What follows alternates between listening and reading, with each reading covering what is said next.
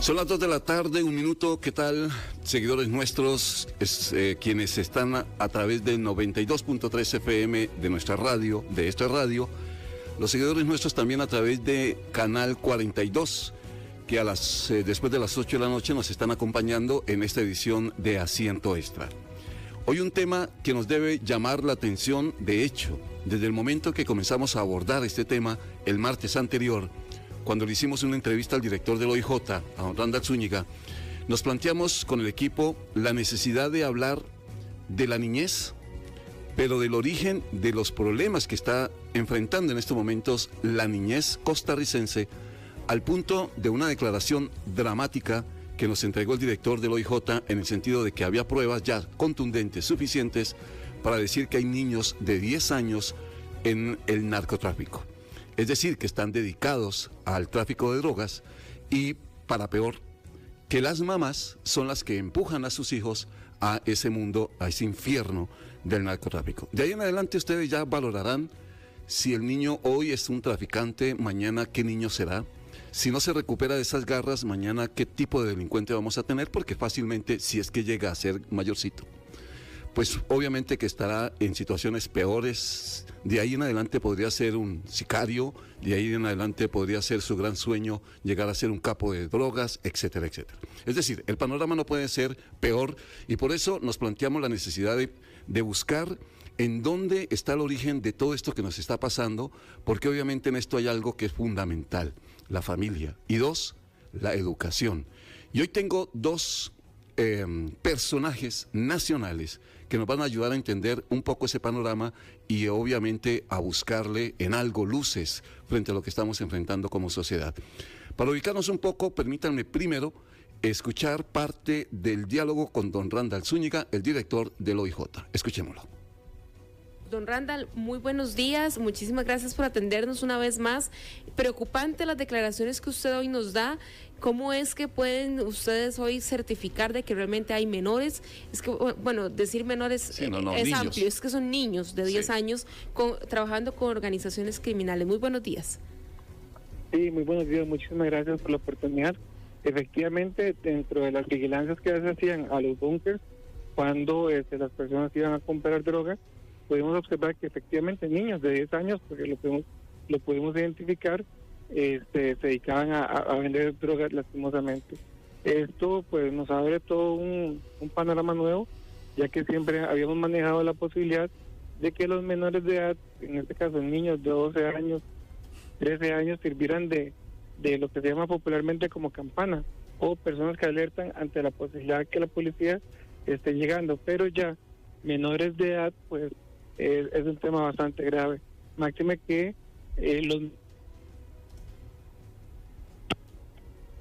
años no es perseguible penalmente bajo ninguna posibilidad. Entonces esto lastimosamente ya fue verificado en este allanamiento que se hizo. Claro, se trataría entonces básicamente de una estrategia de estos grupos criminales al saber de que pueden utilizarlos sin que estos menores puedan tener castigo alguno. Exactamente, porque como te digo, mayores de 12 años sí tienen, digamos, algún tipo de persecución penal, porque claro, la ley tiene grados de 12 a 15 y de 15 a 17, pero menores a 12 años no tienen ningún tipo de persecución penal. Claro, don Randall, perdón Angie, don Randall, ahora son niños que uno se imagina tienen un papá, una mamá, exacto, una familia. Exacto. ¿O dónde reclutan esos niños? ¿De dónde los sacan? La misma mamá lo ponía a vender droga. No puede ser. Así de fácil, o sea, y obviamente la mamá metida en la misma mafia. Sí, correcto, es parte de la problemática, ¿verdad? Sí. Es cuando... ¿Y el método de reclutamiento? Muy bien, ahí está parte de esta entrevista en que nos da la base de lo que queremos hacer hoy en Asiento Extra. Por esa razón he invitado a dos personajes de CIA que nos van a ayudar muchísimo, porque desde cada uno desde su lado han tenido que una relación directa con la educación y directamente también con los niños. Y por ejemplo, don José Chaverri, a quien quiero darle la bienvenida. Don José, qué gusto me da tenerlo. ¿Cómo me le va? A sus órdenes aquí. Diplomático, comunicador Y además, algo que me llama mucho la atención de todo su trabajo es esa defensa por la educación, que a mí, desde que yo lo conozco, lo he visto peleando, luchando, cómo mejorar la educación y cómo hacer la vida de los niños mucho más llevadera, enamorados incluso de la lectura. Y algo que también deberíamos como tener muy en cuenta, cultivar valores. A usted le gusta mucho este discurso de cómo cultivamos valores de ser costarricense. Así que para mí y obviamente para nuestros oyentes será de gran valor tenerlo hoy aquí. A sus órdenes. Vamos a hablar mucho. A sus órdenes. Gracias, don José. De verdad me alegra mucho. Hacía tiempo no hablábamos, ¿verdad? Sí, los cambios no nos han acercado, pero ahora sí nos acercaron. Sí, pero regularmente nos hemos seguido y eso es muy bueno. Y también el gusto nuestro de tener hoy al doctor Carlos Jiménez, que es el director del Hospital Nacional de Niños. Y esto sí, ni para qué hacerle más presentación. Doctor, bienvenido. Bueno, muchísimas gracias, y para el Hospital Nacional de Niños y para mí en lo personal es un honor poder compartir esta mesa con ustedes. ¿Para qué hacerle presentación por el trabajo que hace el Hospital de Niños, por lo que hace usted con su equipo en el Hospital Nacional de Niños, y porque además usted en el hospital es testigo directo todos los días de lo que estamos hablando, ¿verdad?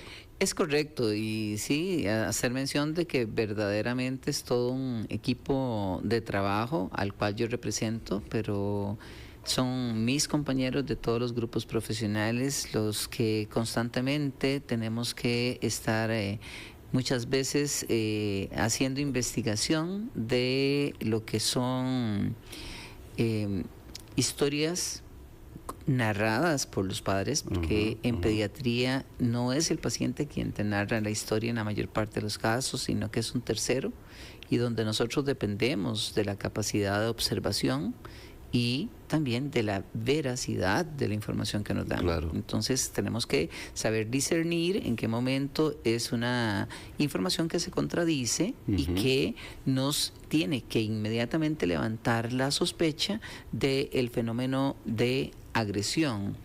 Y con respecto al tema que narraba el director del organismo de investigación judicial, pues sí, nosotros desde el hospital también podemos dar fe de que nos han llegado niños de esa edad y un poco menos heridos y con historias de que podrían estar involucrados dentro de grupos de narcotráfico, fundamentalmente de las áreas costeras del país. ¿Qué historias son, doctor, las que se puedan narrar? Pues sí, tenemos un niño herido de bala de 9 años que nos llegó el año pasado, evidentemente trasladado del Hospital Monseñor Sanabria. Ese es un paciente que se intervino rápidamente, se le resolvió el problema de orden quirúrgico que requería, y por seguridad y todo, en coordinación con el Ministerio de Seguridad, con Tránsito, hicimos el Cruz Roja, ese día usamos ambulancia de la Caja, hicimos una coordinación para un traslado rápido de vuelta al Hospital Monseñor Sanabria, en aras de dar protección también a la gran cantidad de niños que, sobre todo en estas épocas, nosotros tenemos que tener, y dado que tenemos el testimonio de cómo personas involucradas en este tipo de negocios ya en hospitales costeros se han introducido violando todas las medidas de seguridad para tratar de acallar a los testigos que sobreviven. Y en este caso, por ejemplo, de este niño, los que tienen el reporte, doctor, ¿son víctimas colaterales o son, como dijo aquí el director de la OIJ entonces, ya son niños involucrados directamente en ese remolino? Sí, aquí es importante diferenciar, don Henry, que la mayor parte de lo que nosotros manejamos como víctimas de agresión infantil en este tipo de lesiones son víctimas colaterales. Pero sí, por lo menos tengo el recuerdo de este niño del cual tenemos sospecha de que sí estuviera involucrado y que no era una víctima colateral.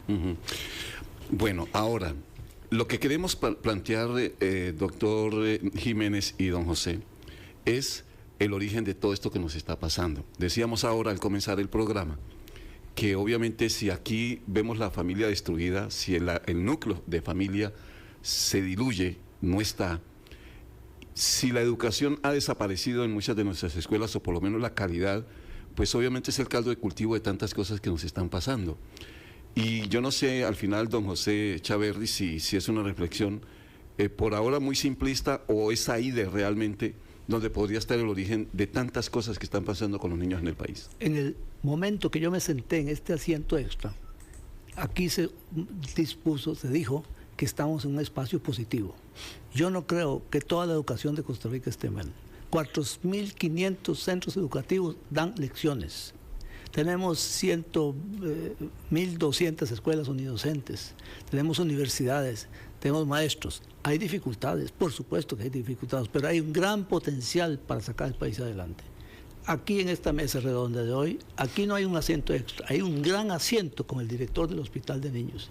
Todos sabemos lo que ellos hacen, lo que ha significado el espíritu de don Carlos Sáenz Herrera, fundador de este gran hospital. Entonces, hay dificultades, encontramos gente valiosa, pero podemos salir adelante. ¿Y cómo salimos adelante? Exactamente.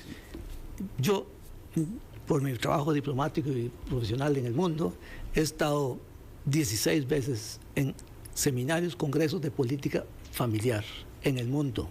¿Cuáles países? Qatar, Hungría, Polonia, Holanda, Alemania, España, Italia, Argentina, Estados Unidos y en fin, otros países. Existe en el mundo un interés por desarrollar la familia, por estos mismos problemas que tenemos. Pero ¿dónde arranca todo? En potenciar la familia joven. Hay un país pequeño que tiene sus críticas y todo, pero lo he visitado 4 veces, que es Hungría. Hungría vio un momento que tenía un 10% menos de población, se envejeció. Entonces la ministra de Familia empezó a estudiar qué hacer para mejorar la familia. Primero, formación. Segundo, casa para la familia joven. Tercero, que la madre pueda dedicarse tiempo a formar su hijo, 2 años de permiso y que después pueda volver a su trabajo. Tercera cosa, que las vacaciones puedan ser baratas y bonitas. El transporte público que pueda desarrollarse para la familia. Y eso ha hecho que haya un crecimiento familiar en Hungría. Han hecho varios institutos, hay congresos internacionales sobre políticas públicas de familia desde Hungría. Hablé con la ministra de Familia, la conocí, he estado 2 veces en seminarios o 3 veces en seminarios, y entonces conocí a la ministra de Familia de Polonia. Cuento la anécdota. Le hablé en inglés, nada. Le hablé en alemán, que yo hablo, nada. Entonces resulta que solo ruso hablaba. Entonces la otra ministra de Hungría le tradujo en ruso si se podía. Bueno, porque generalmente las familias de más de 60 años, los personajes de más de 60 años hablan ruso en esa parte del mundo. Pero también hay política familiar. Entonces hay un grupo de países que ya están trabajando en esto. Le hablo Qatar. Usted dice el mundo árabe, pues sí. Qatar hay un gran instituto de familia, ahí he estado yo. Hacen varios seminarios en esto. Pero vamos a lo pequeño. A mí me gusta más a veces lo pequeño. En Barcelona se han desarrollado políticas públicas para la familia numerosa. Que la familia numerosa tenga casa, tenga un crédito especial de los supermercados más baratos, que pueda comprar los útiles más baratos. Sí, hay que ingeniárselas para levantar la familia de donde está. Pero lo primero que todo es la formación de la gente, los valores que estamos hablando en la escuela, en el colegio. Tuvimos la visita hace poco de un profesor español, Gregorio Luri, que nos dio una gran conferencia y nos dijo, lo más importante es el niño a los 9 años, porque el niño a los 9 años está aprendiendo a leer, pero hay un momento en que aprende leyendo y ese es un cambio importantísimo que hay que tener. Entonces los padres de familia tienen que tener mucho cuidado ese hijo de los 9 años, porque va a aprender a leer y hay que introducirlo en la lectura, animarle a la lectura. Pero el ejemplo más importante es la lectura, los cuentos de niños, contar cuentos de niños a los niños en la cuna. Eso tiene un valor increíble, y porque ahí se moldean las cabezas de los niños. Ojalá volviéramos a eso, ¿verdad? Eso a contar cuentos, que se olvidó. Ustedes deben recordar a sus padres haciéndolo. Pues sí, por eso le digo. No sé, antes de preguntarle al doctor Jiménez, comparativamente, lo que usted ha visitado, ha conocido a la familia tica, ¿en dónde se rompió eso? Porque ese era el Costa Rica de hace muchos años. Es decir, el hecho del núcleo familiar como tal, muy unido, que ha desaparecido. ¿Dónde se rompió eso? Que era maravilloso. Una palabra que no le va a gustar a muchos, pero es clave. Tenemos que volver a sostener la fidelidad en el matrimonio. Ese es el tema fundamental. La fidelidad en el matrimonio, la formación de familias que sean fuertes y que no se lo lleve el primer huracán o el primer abogado que quiera destruirlo. No, hay que tener la capacidad de escuchar, de oír, de amar y de perdonar. Se nos ha olvidado perdonar y a veces vivimos carboneándonos unos a otros.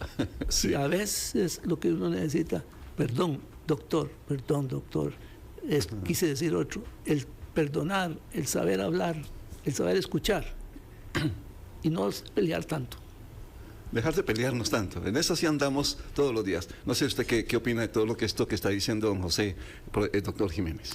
Estoy totalmente de acuerdo. Yo creo que si a mí me preguntan dónde está la génesis de esto, creo que en la desintegración familiar.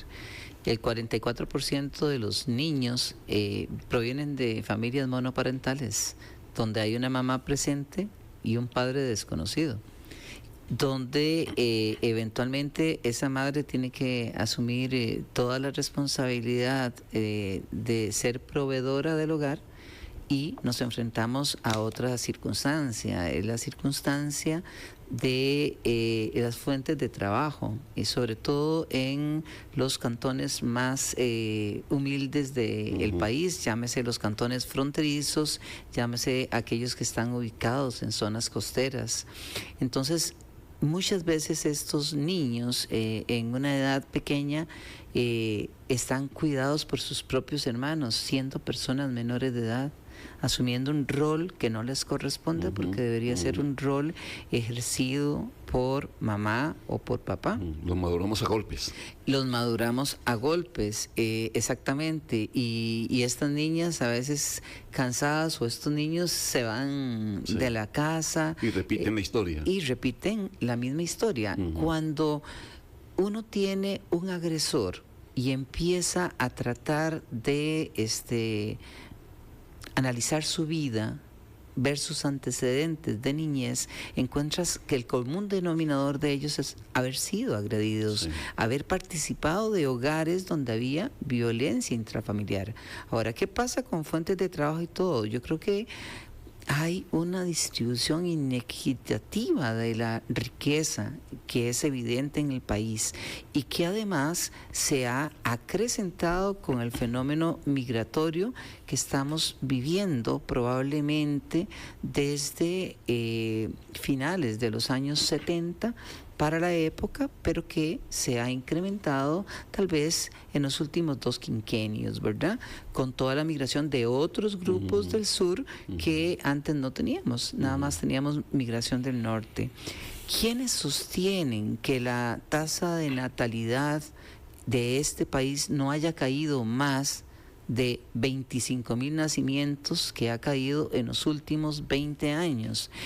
Muchos de los que lo sostienen son madres, sobre todo extranjeras, pero nuestra mujer costarricense ha disminuido en forma importante.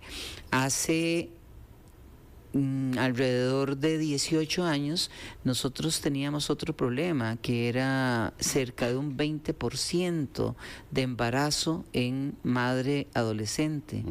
Desde el año 2009 y acrecentado más o menos, renovado en el 2021, se han incrementado una serie de políticas que han venido a disminuir esto, y se ha disminuido un porcentaje importante, pero todavía hay cerca de un 12, un 13% de madres que terminan siendo adolescentes, madres que están para jugar con muñecas y que su muñeco se convierte en un muñeco de verdad. Y yo igual opino que la educación de este país y el esfuerzo que hace el Ministerio de Educación Pública es un esfuerzo muy grande, pero es que toda la educación no la podemos achacar solamente a las escuelas y colegios. Yo creo que la educación, esos valores, eso fundamental que debe quedar arraigado en la persona menor de edad, es en el hogar donde lo debe adquirir, pero para eso necesitamos presenciabilidad de esos padres. Ahora, haciendo esas dos radiografías en el escenario actual, tal y como está la familia, metámonos en la escuela. Don José, de la experiencia que usted nos narraba ahora de todos esos seminarios y sitios donde la educación, bueno, está demostrando por qué se progresa, a uno siempre le hablan de Finlandia, de que esos son modelos imitables en el sistema educativo. ¿Cuál de todos esos sistemas de educación lo fascina a usted? Dice, esto es un ejemplo y esto debería aplicarse, ¿y por qué? Mire, Finlandia ya me decepcionó. Finlandia ya no es el PISA en las últimas encuestas. Ya no es el ejemplo. Bueno, ¿por qué? Porque no pusieron suficiente atención en el manejo de los maestros, en los migrantes no los manejaron bien, entonces su calificación bajó. Sin embargo, un país vecino que se llama Estonia, con menos dinero que Costa Rica, con más decisión. ¿Por qué? Porque la ministra de Educación dispuso que cada director de colegio manda. Yo quiero tal profesor de matemática, yo quiero tal profesor de finlandés. Ajá. Entonces los colegios han tenido independencia. Yo creo que tenemos que en algún momento pensar en eso. Llegar a tener, igual que la Seguridad Social tiene cooperativas, tenemos que también tener colegios independientes donde la directora o el director manda para que él pueda mejorar el sistema educativo. Evaluar, si él ve que allá hay un profesor de matemáticas mejor, ¿por qué no puede decidir invitarlo? Ajá. Tienen que pedir un traspaso, un montón de documentos. No. Sí, sí. Tratemos de que cada colegio... Y el que no mejore. Sirve quitarlo, que él mismo tenga la decisión de hacerlo. Respetuosamente, ayudarle a que suba, etcétera. Siempre hay que tener maneras diplomáticas de resolver las cosas. Yo sé, don José, que usted por ese lado, yo estoy poniendo el ejemplo solo por decir que si alguien no sirve, debe irse del colegio, pero es que nosotros estamos en un sistema en el que ese trato de cuidado por aquí, entonces el profesor... ¿verdad? La evaluación del profesor se va alargando en el tiempo, etcétera, etcétera. ¿Es eso lo que nos está dañando el sistema? Sí, pero hay sistemas, por ejemplo, el portugués. Portugués resultó ser un buen sistema. El del año 11 al 15 tuvieron un excelente ministro que empezó a manejar la educación dual, a manejar la formación técnica, sin mucho gasto. Algo muy importante, la formación continua del maestro. No es para enseñarle computación, es para enseñarle valores, virtudes. Eso es lo que necesita la sociedad costarricense, valores y virtudes. La primera virtud, no matar. Hay que enseñarla, respetar a las personas, el saber dialogar, el saber atender a las personas que estamos disintiendo y que no tenemos que agarrarnos, sino respetar las opiniones. Ese detalle pequeño de la educación que tal vez hemos perdido, que es tan importante y que tenemos en otras latitudes muy desarrolladas. En el campo del turismo, ¿por qué viene el turismo? Porque tenemos un servicio del turismo excelente. La sonrisa del costarricense recibe a los turistas en Panacaste. La sonrisa debe recibir cada día a cada niño en su casa y hacer dos cosas. Que el padre de familia también lea ante los niños, aunque sea 5 minutos. El padre de una familia que lee es ejemplo. El padre de familia que lee hace que el niño escriba mejor. Y si lee y escribe mejor, hablará mejor. Claro. Hay que volver a esos pequeños detalles. Y otro detalle más. Una vez por semana, la familia tiene que apagar las computadoras, apagar todo y desayunar todos juntos, sin el computador, para conversar. Eso educa, la conversión educa y ayuda a que toda la familia se una. Hay que hacerlo una vez por semana, que va a costar mucho, que es que nadie llega. Sí. Hay que armar eso. La unidad familiar es parte de este esfuerzo educativo, que no se resuelve fácilmente, pero tenemos que volver al respeto, al diálogo y al amor. ¿Cómo se ve, doctor Jiménez, por la descripción que hace don José, de que son cosas sencillas de hacer? De hecho, usted pone el ejemplo de Estonia, fue que dijo que no es un país con menos dinero que nosotros. Y mucho menor población. Yo lo conocí, Estonia. Ok, y lo que quiere decir que no es cuestión de plata, no es cuestión de más dinero, sino de cambiar valores. Es de dinero bien usado, de cambios de mentalidad, y tal vez lo importante es cómo hacemos que cada colegio sea exitoso. El colegio de Napoleón Quesada, los colegios desamparados, el colegio de Puriscal, que le pongamos amor para ese cambio, pero para eso hay que formar a los maestros, hay que darles educación continua. Tenemos un ejemplo en esta mesa, los médicos tienen seminarios para ponerse al día, mandan los profesionales jóvenes a otro país a especializarse. Se actualizan todos los días. La medicina necesita esa actualización, ese trabajo, ese apoyo. Bueno, igual la educación. La educación necesita ese apoyo. Buena comparación. De hecho, le quería decir, doctor Jiménez, sí, que se ve como tan fácil, ¿verdad? Que son cosas tan elementales como volvamos a hablarnos, y eso mejora la sociedad. Totalmente de acuerdo. Yo creo que hay varios elementos. Yo a veces, por mis creencias, lo enfoco mucho en la parte mística. Yo creo que me tocó crecer en un hogar humilde, pero en un hogar donde todas las noches nos sentábamos a compartir la cena. Y gracias a Dios no existían los equipos móviles, ¿verdad? Ni existían las computadoras, y tuvimos televisor hasta después de los 6 años. Entonces todos los días nos reuníamos cierto rato del día a orar. Y esa oración también nos iba inculcando formación, pero sobre todo valores: respeto, honestidad, dialogar, no confrontar, no pelear, pero muchas de esas cosas, con el paso del tiempo y la modernización, las hemos ido erradicando de nuestro hogar, las hemos ido erradicando de los centros educativos incluso, y yo creo que este es un elemento que, sin temor a equivocarme, también puede haber contribuido, independiente del credo religioso que cada uno que quiera practicar, que eso yo lo respeto, pero que ayudaba también a fomentar, digamos, esos valores de la Costa Rica de antes de los años 75 para atrás, ¿verdad? Que fue una época, yo soy de los 60, soy de la época de los baby boomers casi, en el fin ahí entre baby boomers y generación X, pero ¿cómo se llama? Con mucha influencia de ese grupo, éramos familias más numerosas, ¿verdad? Pero sí había más amor, siento yo, y ese amor se transmitía, y eso podíamos convivir, podíamos jugar los niños, no habían equipos móviles. Yo creo que la tecnología nos ha ayudado mucho para tener la información más a nuestras manos.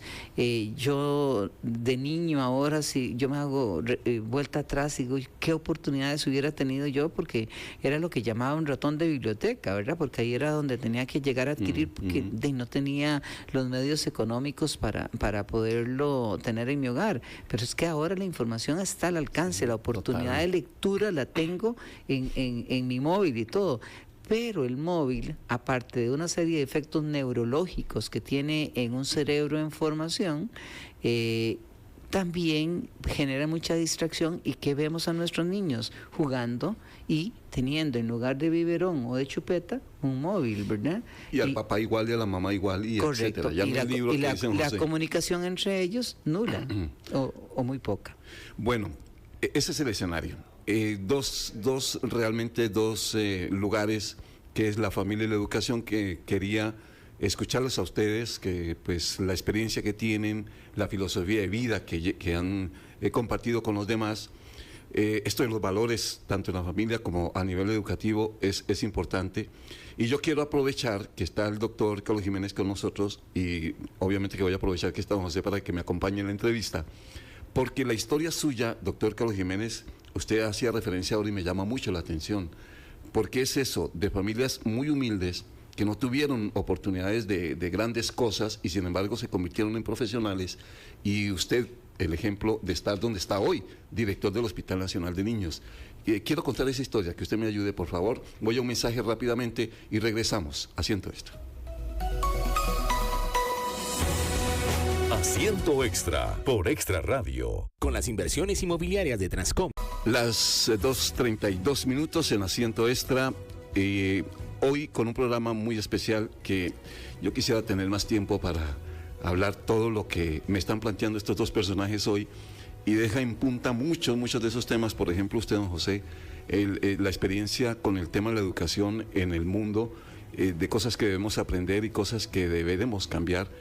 Vamos a dedicarle un programa entero. A eso hay que dedicarle un programa para hablar específicamente de dónde podemos cambiar nuestro sistema de educación y aprender de los que lo están haciendo bien, de cómo crecemos a partir de mejorar nuestro sistema educativo, porque la discusión aquí está en si el presupuesto es de 1, 2, 3 o 20%, pero no se discute si se están preparando o no los educadores, la calidad de educación que están recibiendo nuestros muchachos. Así que, don José, vamos a tener tarea. ¿Puedo contar algo? Claro, por favor. En algo muy importante que dice el doctor, de visitar la zona sur de Costa Rica, que es importante. Entonces, con un grupo de amigos estamos tratando de llevar Escuela para Todos a todos los niños, darles un libro. Vamos por la mitad de la costa. Pero primero cuente qué es Escuela para Todos. Escuela para Todos se inició hace 60 años por el doctor Thun, un austriaco, y su esposa, doña Manuela Tattenbach.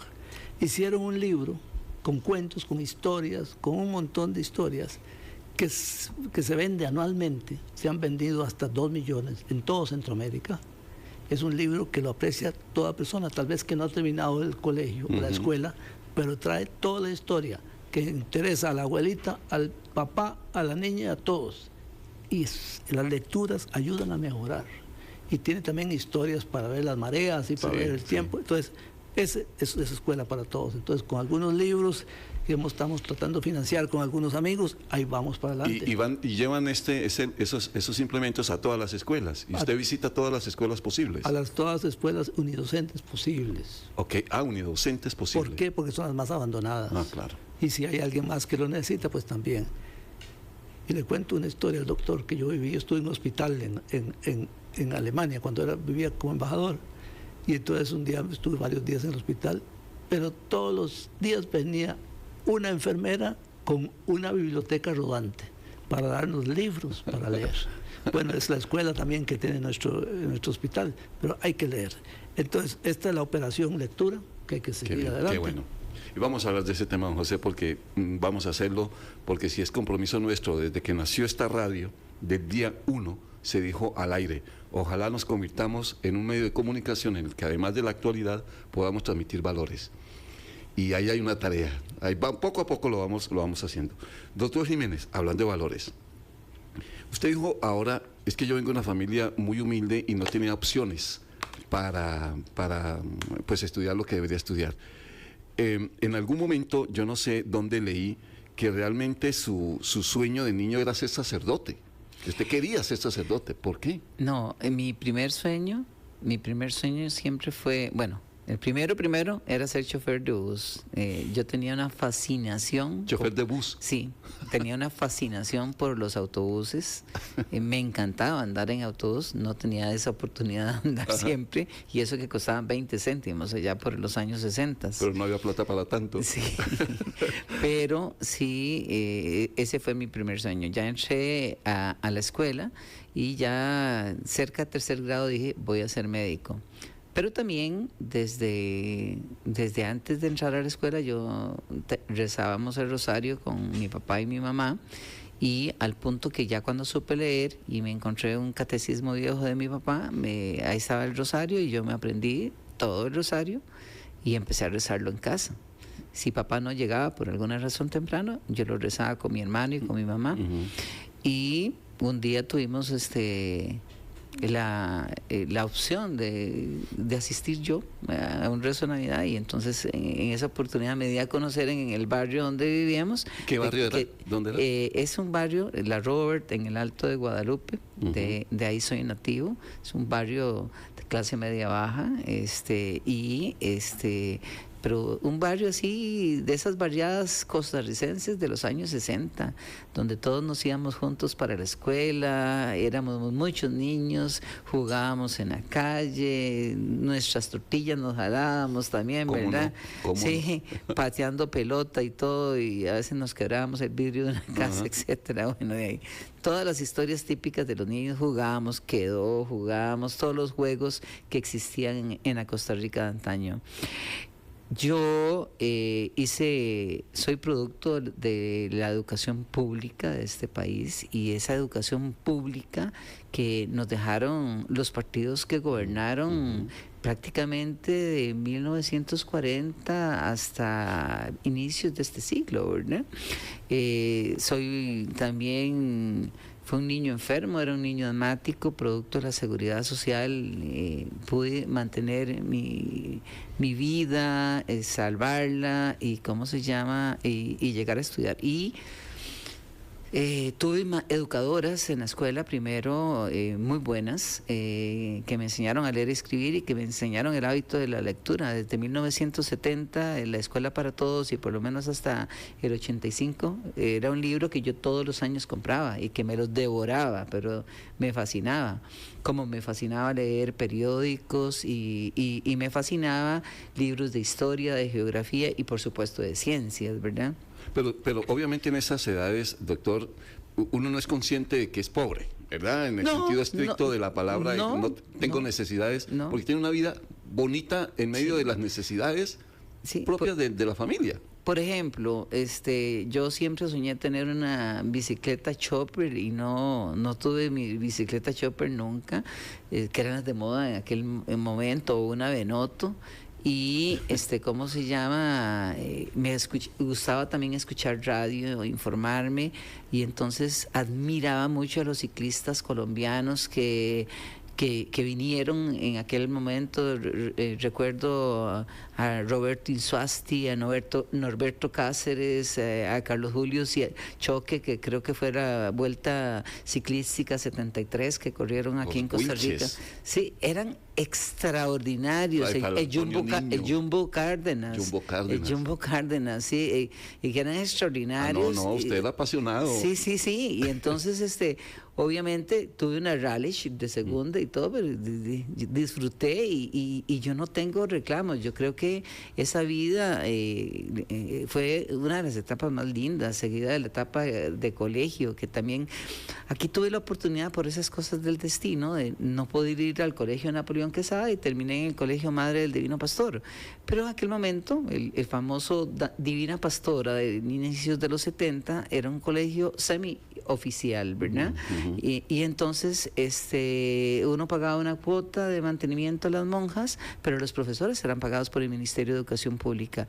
Y yo tuve la bendición de que eran profesores muy jóvenes, profesores que eran asistentes de profesores a nivel de la Universidad de Costa Rica, y entonces la formación que yo recibí en química, en biología, en estudios sociales, en español, fue excelente, extraordinaria. ¿Cómo era la familia suya? ¿Papá, mamá, tenía hermanos? Sí, somos una familia de 2 hermanas, o sea, mi hermano y yo, mi papá y mi mamá. Mi papá inició, cuando yo nací era sacristán en Santa Teresita, en Aranjuez. Mi mamá trabajaba en un taller de costura. Ahí se conocieron, se enamoraron, y producto del matrimonio a los 9 meses y medio nació esta criatura, ¿verdad? Y al año y 3 meses estaba naciendo mi hermano también. Entonces, mi hermano, a través de la vida, es mi mejor amigo, claro. Junto con otros amigos que encontré en el colegio. Tuve también amigos de la escuela que todavía guardo contacto con ellos, y fundamentalmente del colegio, que ahí tuve un poco más de amigos, y obviamente los compañeros de universidad. ¿Y dónde aparece la medicina, doctor? La medicina apareció a los 9 años. Fue muy temprano. Sí, ahí estábamos en esa dualidad que se me mantuvo hasta un 10º año entre sacerdocio y ¿cómo se llama? Y medicina, porque yo me sabía la misa, pero de memoria también. Entonces jugaba que era sacerdote y bueno. ¿Sabe que yo también, doctor? Sí. Cuando era niño quería ser sacerdote. Sí, cosas de niños. Ya en 4º, en 10º año y en 10º se acercaba la hora de la decisión y hijo de Dios, ahí sí, en esa etapa de la adolescencia donde a veces pasa uno tan confundido. Sin embargo, entonces tenía un primo que estaba en el seminario, y él me ayudó para involucrarme en algunas convivencias a nivel del seminario mayor, en las cuales me di cuenta que era una vocación humana, y que esa vocación humana la podía hacer viable a través de la medicina. Tuve una buena nota de admisión gracias a lo que conté del antecedente de mis buenos profesores de secundaria, y creo que también siempre fui una persona estudiosa. pero producto de una Costa Rica que daba la oportunidad que un joven que venía de una familia humilde tuviera las facilidades a través de la educación pública de tener una formación y de poder aspirar a una profesión difícil que involucra sacrificio no personal, en la vida social incluso en la vida familiar, pero que le permite a un niño, en las condiciones que lo fui yo, poder cumplir su sueño y ponerme al servicio de la Caja Costarricense de Seguro Social y al servicio del alma mater, porque yo vivía eternamente agradecido con la Universidad de Costa Rica y lo vivo hasta hoy, y creo que la Universidad de Costa Rica y la Universidad Nacional son centros educativos que hay que defender ante todo, cueste lo que cueste, porque nos da la oportunidad a muchos que no tenemos los medios económicos para hacerlo en ninguna otra universidad. Pasa todo el tiempo que obviamente el estudio, los amigos, su vida ya en crecimiento, etcétera. Cuando se aparece la posibilidad de ser director del Hospital de Niños y específicamente del Hospital Nacional de Niños, ¿eso qué representa para usted en lo personal y en lo profesional? Bueno, primero una gran responsabilidad, porque es el puesto que han ocupado personas que he admirado mucho y de gran calibre, empezando por el doctor Carlos Sáenz Herrera, que es el ideólogo de esto, aunque no fue director, el doctor Roberto Ortiz Brenes, que fue el cerebro financiero que ayudó a Carlos Sáenz a hacer el edificio y el mobiliario y equipamiento una realidad, a dotarlo a nuestro país del primer TAC, ¿Qué obra es esa? Que no fue instalado en el Hospital de Niños, sino fue instalado en el San Juan de Dios, y al final de cuentas el Hospital de Niños que lo consiguió solo lo podía usar 2 horas, pero 2 horas al día, pero lo interesante es que la Caja Costarricense es una institución que junto con la Universidad de Costa Rica, yo creo que desde mi óptica llevan cimentada gran parte de lo que es la democracia que vive este país, y yo creo que cuando uno sale de este país y vive una emergencia sanitaria es cuando uno aprende a valorar lo que el sistema de seguridad social le ofrece aquí a nosotros y a las personas incluso extranjeras que vienen acá y que tienen una emergencia, que aquí es diferente, hay una emergencia grave y la oportunidad de salir bien la tenés más en un hospital público que en un hospital privado. Teniendo en cuenta todo eso que nos ha contado, doctor, la sensibilidad especial, el tema también espiritual por enseñanza de la familia, ser director del Hospital Nacional de Niños, el hecho de que hace algunos días cuando lo entrevistamos, no recuerdo por qué caso fue, yo creo que la alcancé a preguntar, pero se la voy a hacer de nuevo aquí, y es el hecho de que un niño llegue golpeado, que un niño llegue herido, ¿cuánto lo golpea a usted? Una persona que tiene esa sensibilidad especial por su origen, por su educación, etcétera, saber que un niño que debería estar jugando con un carrito es golpeado por papá y mamá hasta matarlo o dejarlo malherido. Cuando usted recibe un niño de estos, ¿su sensación cuál es? Bueno, la sensación es de una profunda tristeza, dolor, y no es la sensación de Carlos Jiménez, es la sensación de todo el equipo multidisciplinario que teníamos que hacer abordaje de esas personas. Luego, como todo ser humano, paso por unos momentos de sentir ira, por las cosas que... Se enfurece. Sí. Yo no me la imagino usted bravo, eso sí no. No, pero sí me enojo, es que ver a veces las condiciones en las que llega una persona menor de edad, indefensa, que son la alegría de los hogares, que son tan sensibles, tan frágiles, tan vulnerables, y que ver que muchas veces las personas que están más cercanas, en las que debería tener toda la confianza para el cuidado y todo, son quienes lo agreden hasta el punto de llegarlo a matar o a veces dejarlo discapacitado de por vida, un niño que tenía todas las oportunidades. Por supuesto que eso nos enoja.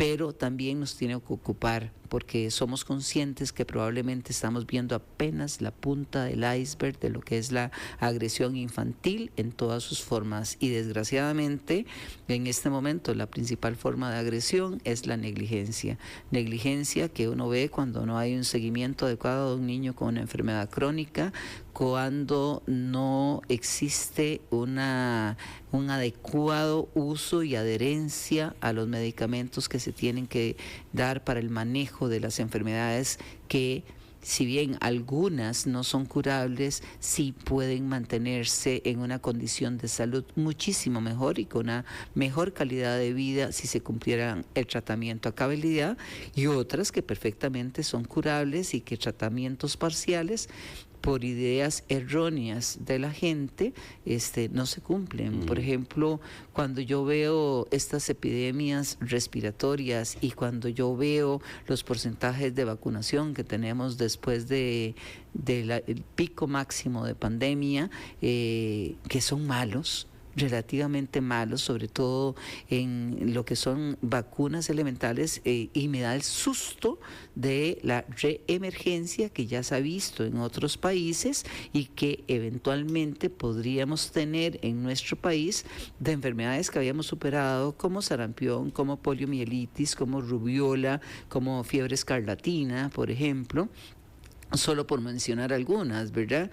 Y como la gente escucha mensajes erróneos como el de los grupos antivacunas, ¿verdad? Entonces, son cosas que uno lo dice, es que tienen su derecho, y sí, es un derecho que se debe respetar, pero que se debe combatir con información científica seria, para demostrar el porqué del beneficio de todo lo que es el sistema de vacunación. Yo creo que la mortalidad infantil de este país y el gran éxito de Carlos Sáenz Herrera, y continuado por el doctor Moss, fue hacer una integración no solamente de lo que eran los servicios de salud, de atención, sino que en aquel momento Ministerio de Salubridad Pública, hoy Ministerio de Salud, lo que era el Ministerio de Educación Pública, el Instituto Nacional de Seguros, el acueducto y alcantarillado, solo que fue alcantarillado y letrinización de todo el país, vinieron a cambiar el panorama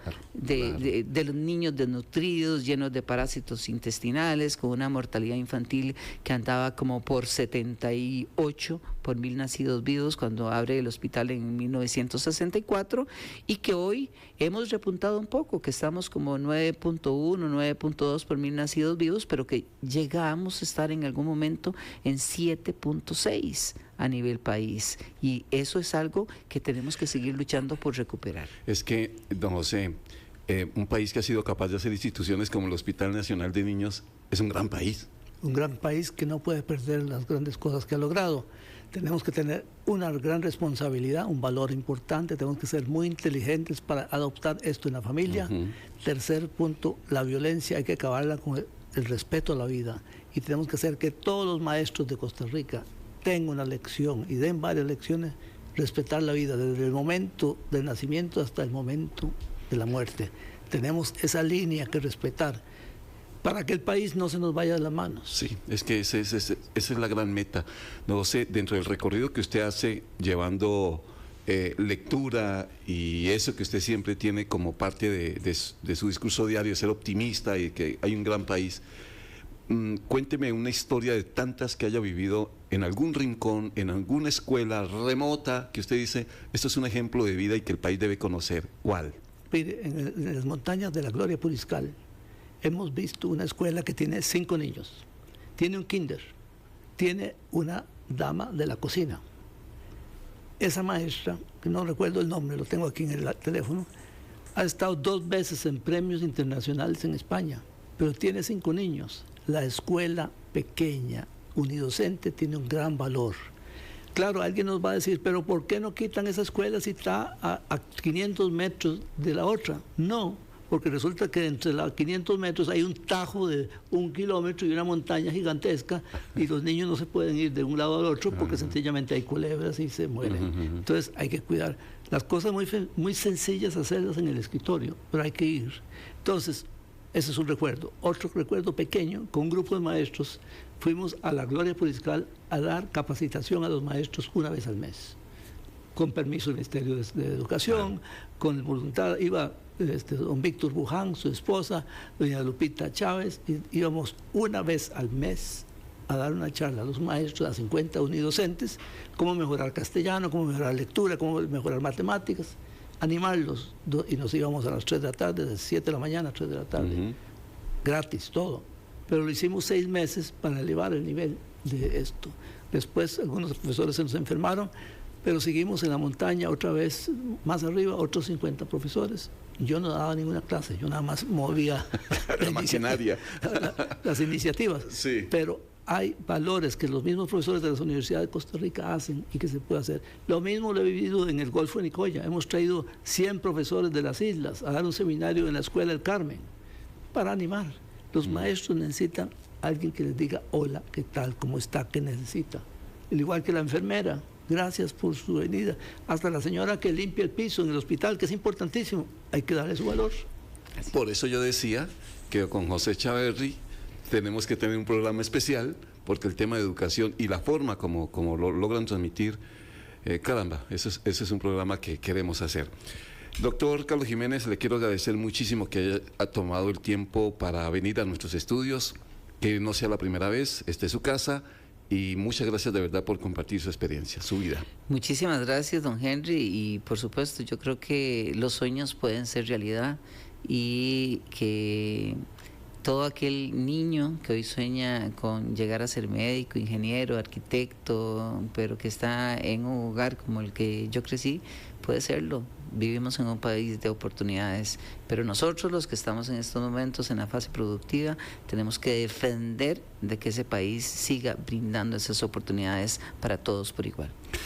Don José, pongámonos de acuerdo a ver qué día viene y nos acompaña, pero gracias por haber venido. Muchas gracias a usted, y seguimos impulsando la educación y la cooperación internacional de las universidades, que es otro tema que me ocupo también, y el tema de la formación dual, que es otro tema importante para la industria y para la educación de nuestro país. Totalmente. Don José Chaverri también invitado hoy. Él es comunicador, diplomático, bueno, toda la vida dedicado precisamente al trabajo de la defensa de la educación, y el doctor Carlos Jiménez, que es el director del Hospital Nacional de Niños. Hoy aquí en Asiento Extra, a ustedes oyentes y televidentes en el canal 42 también, muchas gracias por habernos acompañado. Esperamos haber dejado una semillita de cosas buenas que se pueden hacer y muchas que son responsabilidad de todos. Que estén muy bien. Adiós. Muchas gracias. Muchas gracias. Para entender el mundo en el que vivimos, no hay como escuchar a los que saben. Y con nuestros invitados vamos a llegar al fondo de los temas más importantes para todos. De lunes a viernes entrevistamos para usted a los protagonistas de la actualidad desde las 2 de la tarde. Asiento Extra, solo por Extra Radio.